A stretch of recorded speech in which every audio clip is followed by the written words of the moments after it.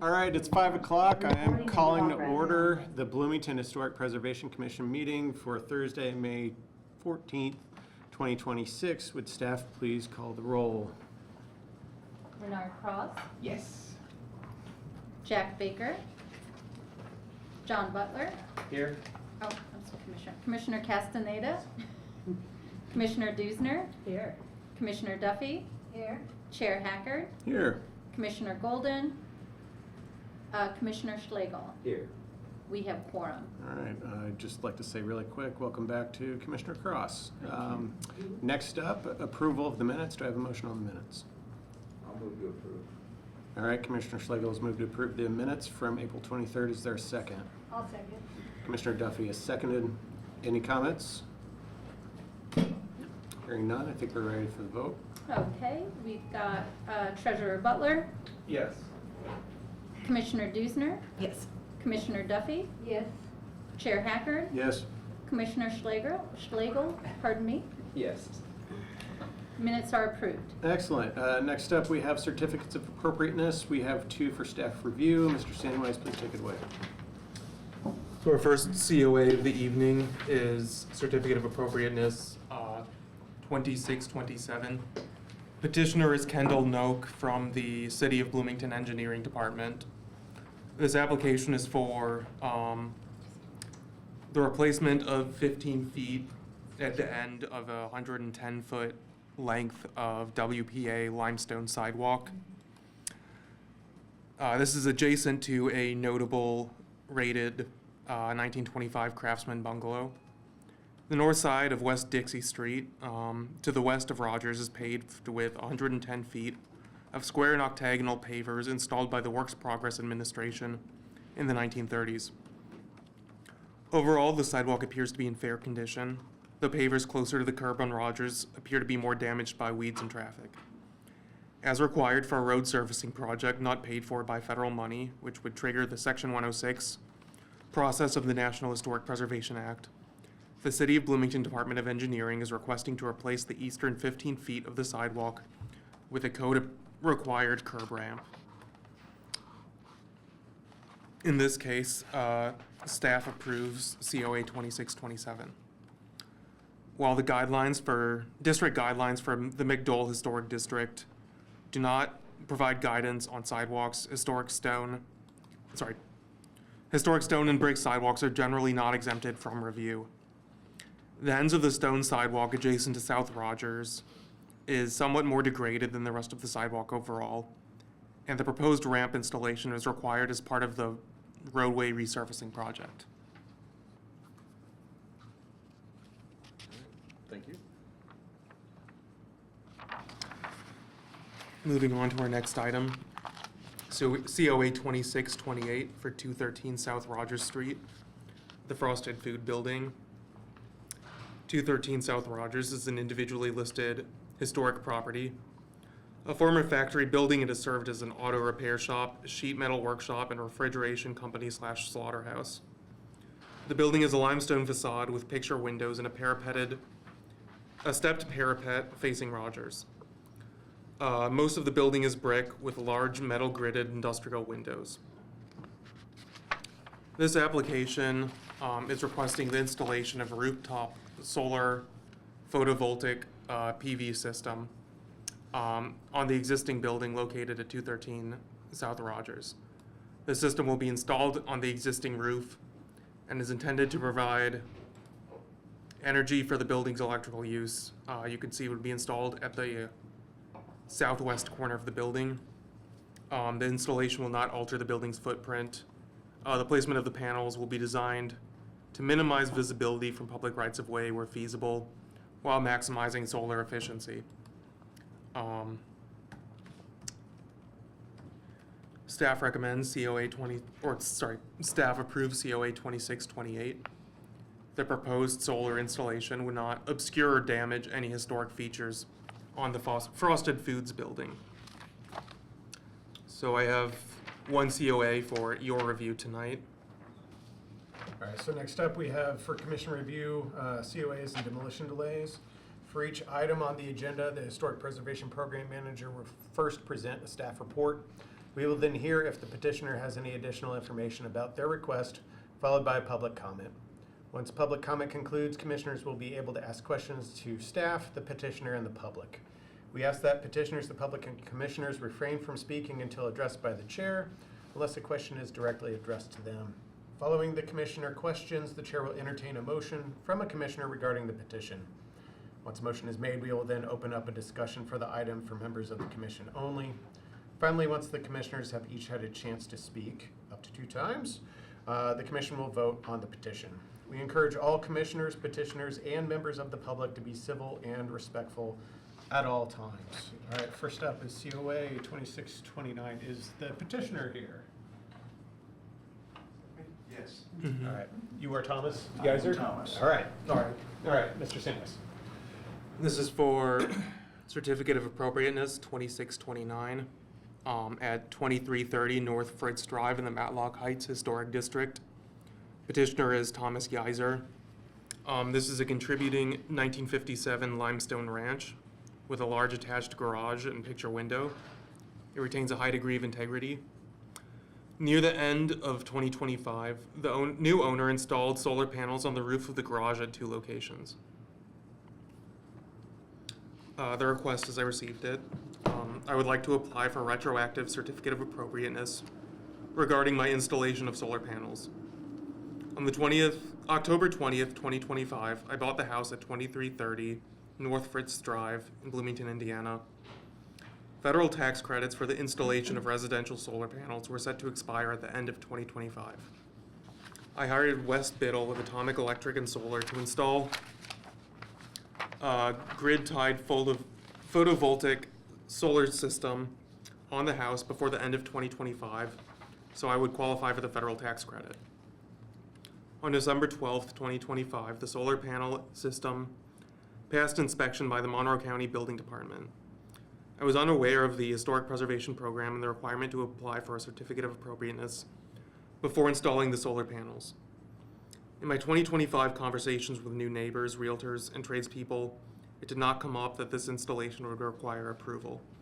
It was not my intention to bypass this requirement. In the future, any plans I have to alter the exterior of my house would be preceded by consulting some combination of the Matlock Heights Neighborhood Association, the Matlock Heights Historic District Guidelines, or the Historic Preservation Program Manager. The recommendation from staff is for the approval of COA 2629. The petitioner in this case contacted staff to seek retroactive approval after learning that the house he bought was located in a historic district.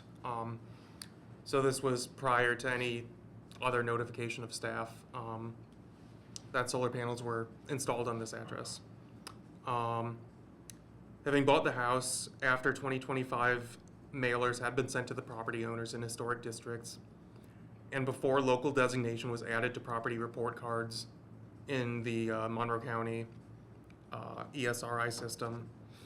He was apparently unaware of the home status and was seeking to take advantage of an expiring solar incentive.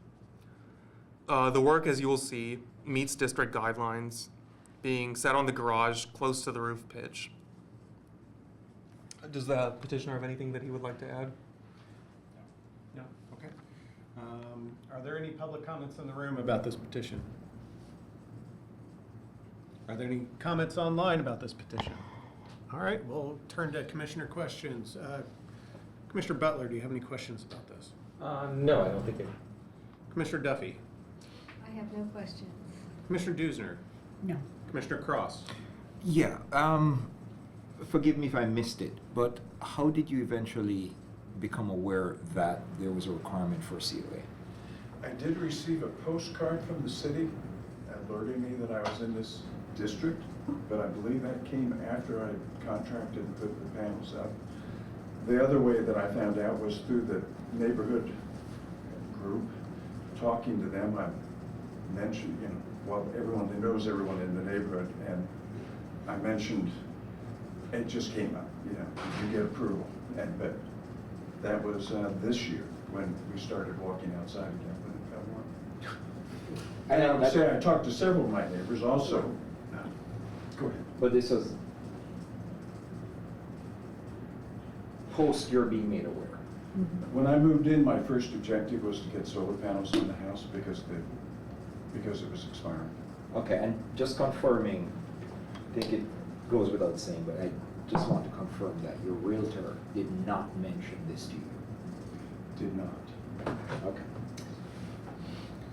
Commissioner Schlegel, any questions?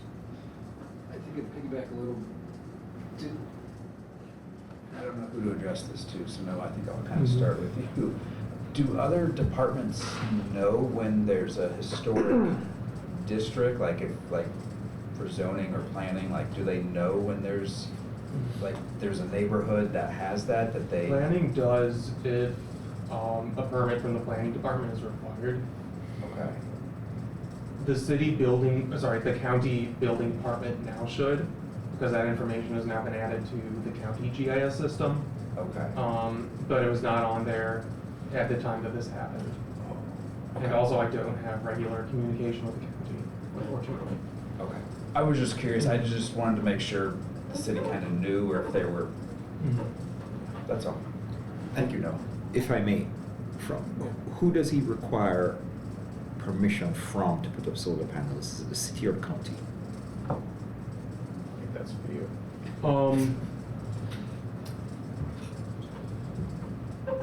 At least with myself, I'm trying to look back to when I had my panels put on my house. I don't believe I required a county permit unless that was filed for by the solar company. Do you know? We're gonna ask our Well- staff member here. So, yeah, from planning and zoning perspective, we did not receive any permits or applications from the county that were forwarded to us. Now, for solar installation, it's possible that all they required was just an electrical permit, which we would not be involved in. We were only involved with building permits. All right. And if I may ask you, I don't know if you know the answer, but who licenses electricians? Is it the state, the county, or the city? Electricians would be the state. The state. Yeah. And It's up to. never mind. Yeah. It's the state. Yeah. Thanks. I do not have any questions about this as well. So I think I would be to the point of entertaining a motion on this. I'll move to approve. Okay, Commissioner Duffy has moved to approve COA 2629. Commissioner Schlegel has seconded. Commissioner Duffy, do you have any comments? It seems very clear that he wasn't aware of the requirement, and despite communications with various people who might have told him. As soon as he found out, he tried to seek our retroactive approval. So I have no problem. Okay, Commissioner Schlegel. Yeah, I second what Commissioner Duffy said. I think it was a genuine just oversight, and it seems like anything else in the future, you're now that you're aware, you're willing to work with us. So I'd be happy to support this retroactive COA as well. Okay, Commissioner Cross. I'm also going to support this, but for those who might not know, I tend to have an issue with retroactive COAs. Where I strongly believe that you come into a situation, there's a significant burden on the homeowner. And I'm not going to quantify significant, but there is a responsibility to find out, to be proactive, to find out what it is that you're getting into. However, this thing keeps coming up, and I'm still trying to. Is it possible that we could get some money to stick like notices on signposts telling people that you are now in a historic district? I've seen some communities have it. Yeah. Right, I know Prospect Hill has quite a few of them. Can we make that a thing? So you're in a historic district, residents, please call this number if you are going to do this thing. There must be a way that we can improve the situation of people coming here and saying that they didn't know, right? Mhm. Is there some way we can integrate it into the documentation, the application forms? Certainly those that the city controls, to ensure that if any approvals have to come through any city department, that it is one of the things that are checked mandatorily. Mhm. So, if any part of that is a question that might be addressed to me. That's what's a Okay, it's a comment. Yeah. But Mm. that's it. Commissioner Dusner? Commissioner Butler? I agree with what my fellow commissioners have said. I also share Commissioner Cross's concerns about moving forward, trying to minimize the amount of people who don't seem to know about COAs. I don't think that that's the petitioner's fault in this case. But I think that these are all wise things that people have said. For me, I know, I believe it's this year, where on the real estate forms, they've now included a historic designation disclosure on that. So that is going to be helpful, but that happened after he bought his house. Right. So he didn't have that automatic thing. So I'm hoping that will decrease the amount of times we see it. Probably won't completely eliminate it, but we'll at least have a thing to be like, well, what did your disclosure form say? Did it have it on there or not? And there might be other problems. I also would like to thank the petitioner for voluntarily contacting us and trying to make this right, to make things go forward. I also add that typically the solar panels are staff review and typically reviewed on or approved on a regular basis. So based on all of those things, I'm willing to support this. Anybody have any secondary comments? Seeing none, I think we're ready to call the roll. Okay. Motion on the floor, COA 2629, and we'll go take a roll call vote. Treasurer Butler, Yes. Commissioner Dusner, Yes. Commissioner Duffy, Yes. Vice Chair Haggard, Yes. Commissioner Schlegel. Yes. COA 2629 is approved 5-0. All right, thank you very much. Thanks for coming in. Good night. And if you have any other things, make sure to talk to Noah. All right, next up, we're with demolition delays. We have DD 2606. Mr. Sandweiss. All right, so first demo delay for the night. This is COA. This is demolition delay 2606 for a contributing property, 527 North Prow. The petition is for a full demolition, and the petitioner is Sable Buyers. Yes. Built in the late 1920s, 527 North Prow is a severely altered English cottage-style house with a steeply gabled front entrance. The building has a small rear addition, and most of the exterior materials have changed. The first identifiable owners of the house were William and Catherine Hicks. William was the manager of the legal loan company. The couple moved out in 1934, renting the house to university students. Subsequent owners in the 1930s and 40s include accountant R.M. Snyder and Albert Pogue of Pogue's Used Cars. From 1950 onward, the house was owned and occupied by a succession of students, including geneticist Henry Butzel Jr., business scholar Ben Thomas, visiting sociologist Bruce Lair, and Margarita Fedulova, who taught Russian for IU's Air Force language training program. The recommendation from staff is the release of demolition delay 2606. All right. Is there anyone in the room who has a public comment on this demolition delay? Yes, can you state your name? Amy Butler. I just want to say I think it's a shame that they're going to tear down yet another house that probably has a lot of life still left in it. Okay. Anyone online? The petitioner's on. Oh, okay. Does the petitioner wish to add any comments? I don't have any comments, no. I was trying to share something about the Indiana Sellers residential disclosure on the last one, but I couldn't unmute myself. Oh. And I was just going to share that the historic location disclosure has already been added this Yeah. year, so Yeah. that is in there. Yep. But for the demo delay, no, I don't have anything to add. Okay. Is there any other public comment online? No. All right, hearing none, we'll go around the room for questions from commissioners. Commissioner Butler, any questions? No. Commissioner Duffy? No. Commissioner Dusner? Looking at this on the map, I wasn't familiar with Prowl.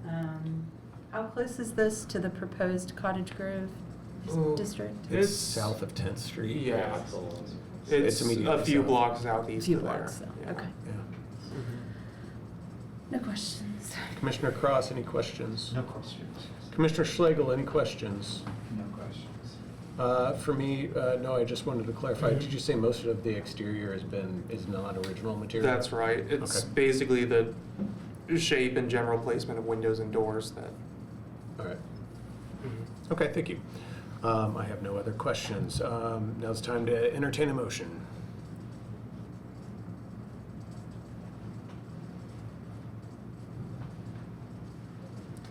Can I make a motion? You can make a motion. Okay, I will move to release demolition delay 2606. I'll second it. All right, Jeremy Hackert has moved to release demolition delay 2606, and Commissioner Duffy has seconded. I guess I'm going to call myself to start the comments. I don't think we have enough in terms of his historical significance or architectural significance to make a legitimate play at a historic designation for this building. Therefore, I think we need to release it. So, Commissioner Duffy? I agree. Okay. Commissioner Butler?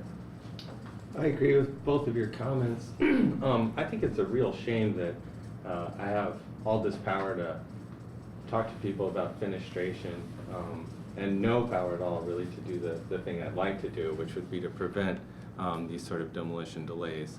And I also don't understand why you would purchase a house and not embrace the house for what it is. I mean, that house could be something, it could be fixed up, it could continue to be rented out. It's just a real shame. Can I make a comment to that? or Hold on, respond? please. This is just for commissioners only. Commissioner Dusner? Just hate seeing cases where the houses are worth more dead than alive. All right. Commissioner Cross?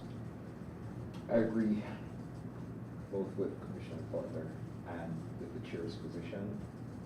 I didn't see any way we could make a case, but I also regret tearing it down and also another disposition. It's unfortunate that that responsibility doesn't fall for this commission. Yeah.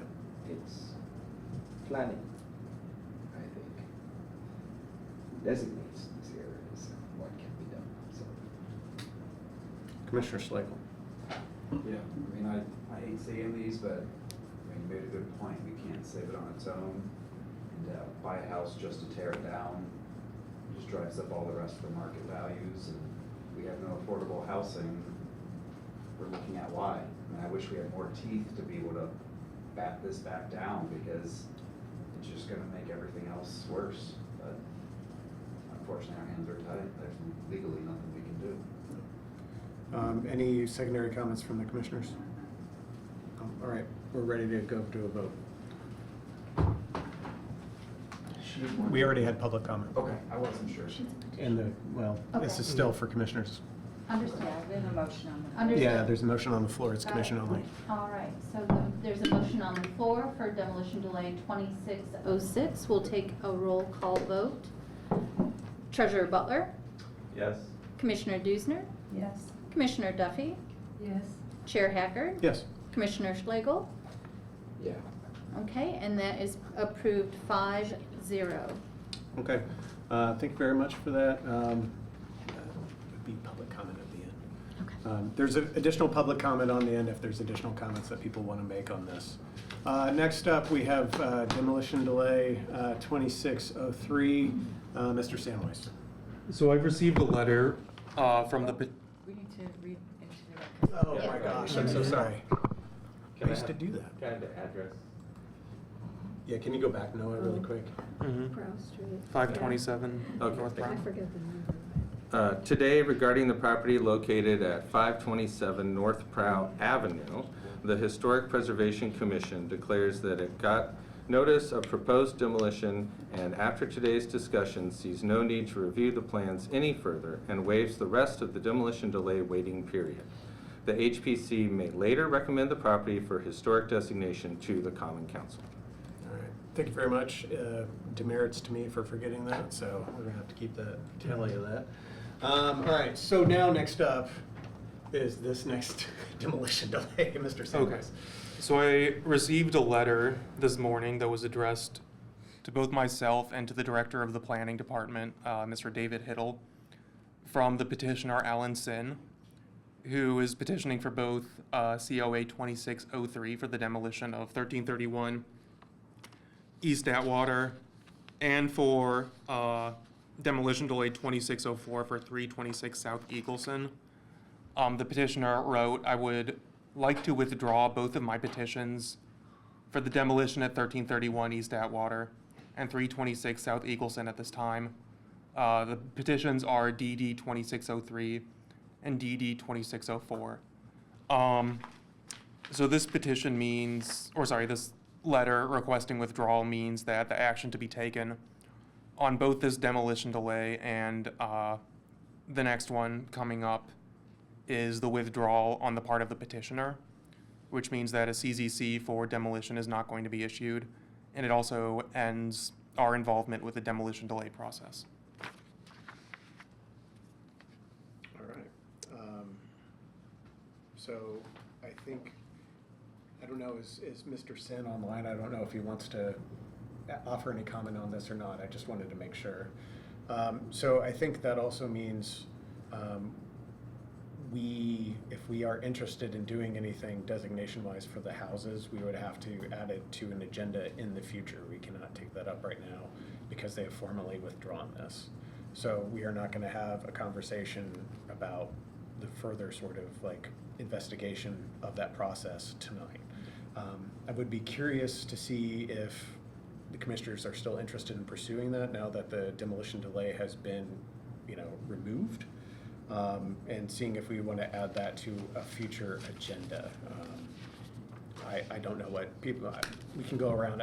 Commissioner Schlegel, what would you like to do?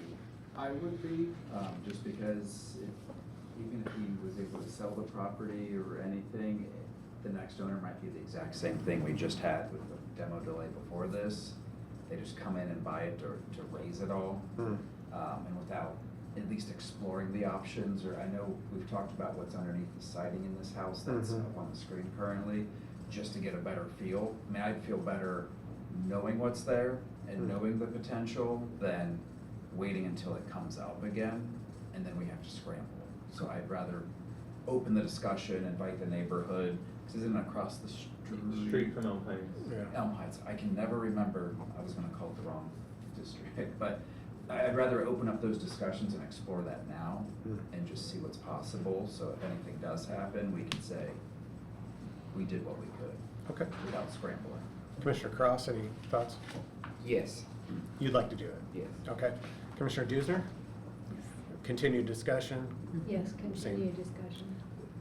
Yeah, I think that's a great idea, especially with the proximity to Elm Heights. I think if there's a possibility of adding these to Elm Heights, I think that'd be really great. Okay. I don't know if there is, but I'd like to explore that. All right. Is that regarding both properties? Yeah. Okay, I just want to be clear. Well, because then if the one was in it, it would be, the other one would be adjacent then, right? Right. I think it's worth discussing. So I think, Mr. Sandweiss, if you can on the next agenda, be able to put a discussion item Sure. for this, that would be great.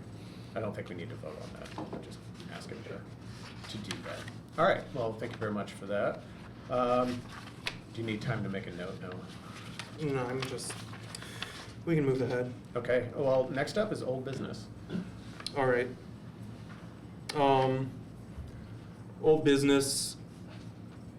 I guess you all are aware that second reading and vote for the Cottage Grove Conservation District is coming up on the evening of May 20th. So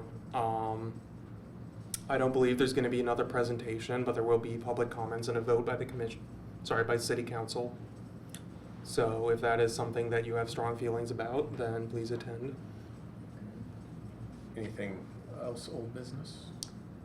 Old business wise, not that I can think No? of. All right, new business, we have amendment to commission rules and procedures. That's right. So, I hope you've read this in your packets. This is a proposed amendment to Article 1, Section K of the Commission Rules and Procedures, dealing with the denial without prejudice of COA applications where the petitioner is not present. So, the resolution as it reads, whereas the Bloomington Historic Preservation Commission was established to guide the city in its intention to preserve and protect historic and architecturally worthy buildings, structures, sites, monuments, streetscapes, and neighborhoods in Bloomington. Whereas through state law and the Bloomington Municipal Code, the HPC has the authority to approve or deny certificates of appropriateness for buildings in historic districts and those designated as historic throughout the city of Bloomington. Whereas state law and the BMC require the HPC to act on the certificate of appropriateness within 30 days, or it shall be deemed approved. Whereas in some instances, if the petitioner fails to appear at the commission meeting and the case is continued to the next meeting, as required by the HPC rules and procedures, while the 30-day clock continues to run.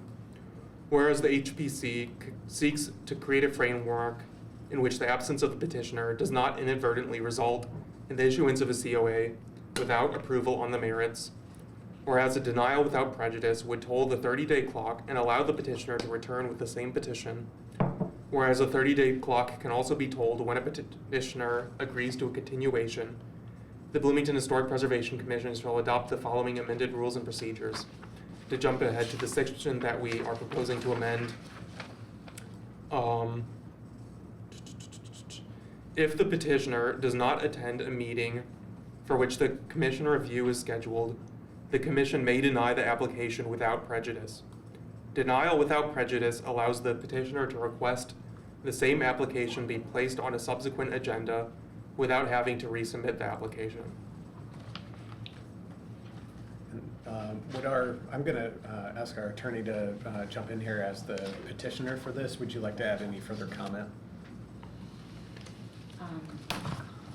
No, I think Noah covered it. There's also a small change in Article 4 under certificates of appropriateness, just clarifying again that if the petitioner agrees to the extension, that also is tolling the 30-day clock so that the time doesn't elapse when there's an agreed to continuation with the petitioner. So I think this provides you all an opportunity to dispose of something, take a final action on something, but allows the person to come back without inconveniencing them. They don't have to resubmit the application. They can just contact Noah, which they could have done in advance too, to ask him to either present it or to agree to a continuation. But it allows another opportunity for a petitioner to just request to be put on a subsequent agenda. All right. Are there any public comments about this? In person, I see none. Online, are there any public comments about the amendment to the rules, procedures? I'm not seeing them. We have one person online, and I've asked if they wanted to speak. I haven't quite heard them. I haven't had any response back yet. Okay, well, we'll move to commissioner comments then. Commissioner Butler, do you have any questions?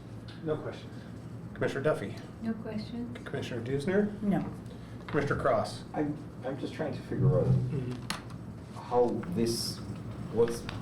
does this make it significantly different from what was before? Yes, it does, because before our bylaws said that if a petitioner was not present, that it would be continued to the next hearing. Right. But a continuation is not an action, it's just an administrative process, and so it doesn't stop the 30 days from ticking away.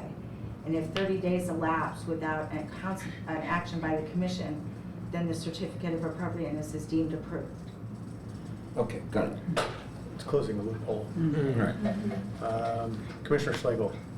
I'm excited that we're closing this loophole. I think this is a great addition, so I'm on board. Okay. That's not a question. That's not, this is a declarative statement, sir. Isn't it time? This to is close out of the order. You have to end that statement with "or am I?" Sorry, I don't have any question. You have a follow-up? Yeah, the follow-up question would be, if we, was it cancel it or deny it, and it's within or under circumstances where a denial would trigger any kind of punitive action, would those actions follow based on our denial in this circumstance? So the denial for absence of the petitioner would be a denial without prejudice. So it was. It's not the merits of the case. Yeah, it's not on the merits of the case, so I don't think that it would be appropriate for a punitive action to attach to it at that point, because again, we're just allowing that person to basically resubmit. Right, but what I'm saying is, let's just say there was a notice of violation pending, and this COA was meant to remedy that, and we denied it. Would the consequences of that notice still follow based on the fact that it was not heard and a decision was not made, or would we stay that notice? I think a notice of violation is separate than the action of the commission.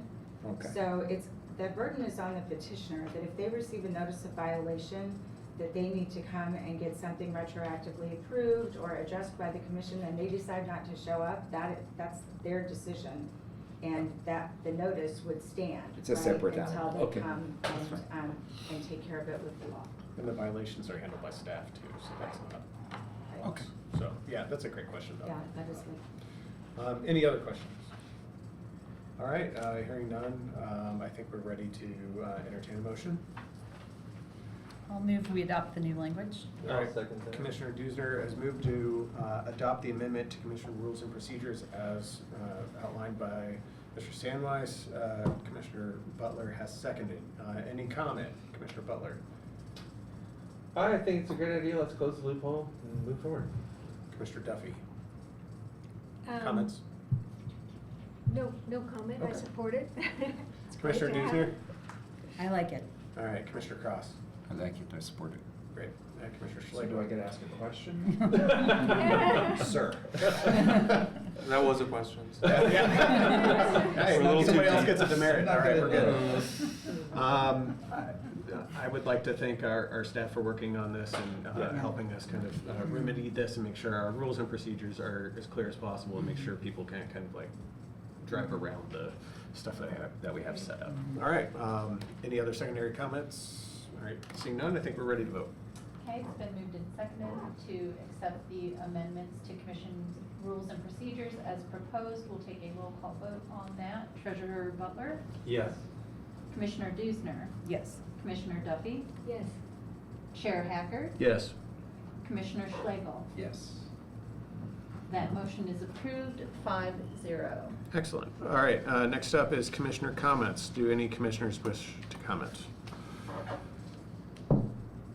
Commissioner Butler? I would like to welcome Commissioner Cross back to the committee, and I'm really glad he's here. Yes, seconded. Seconded.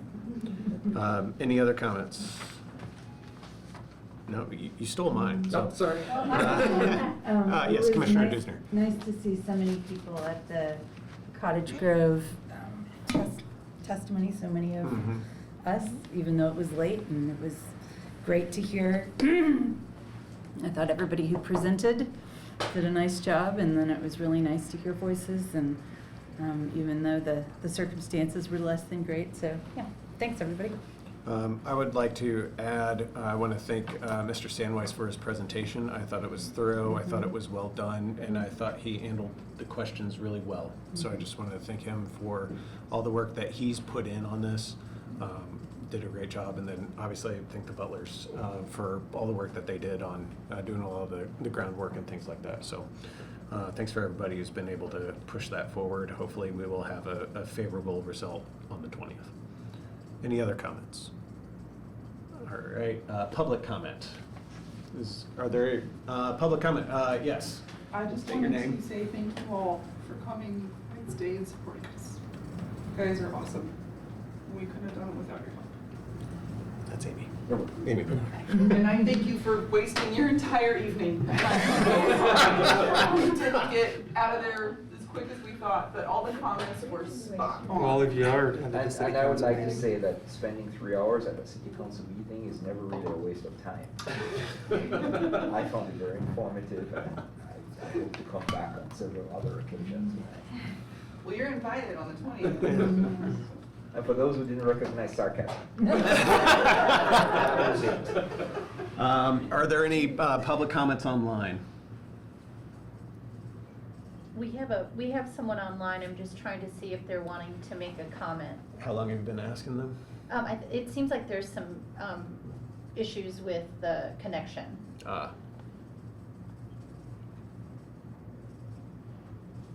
And we don't have to wait that long. Oh, well, yeah. I mean- Okay, here we go. Okay, they said that they're fine. Oh, No Jenny, comment. okay, Jenny Southern. Thank you. Okay. All right, thank you. All right, no other comments. That brings us to the last part of our agenda. This meeting is adjourned. Right.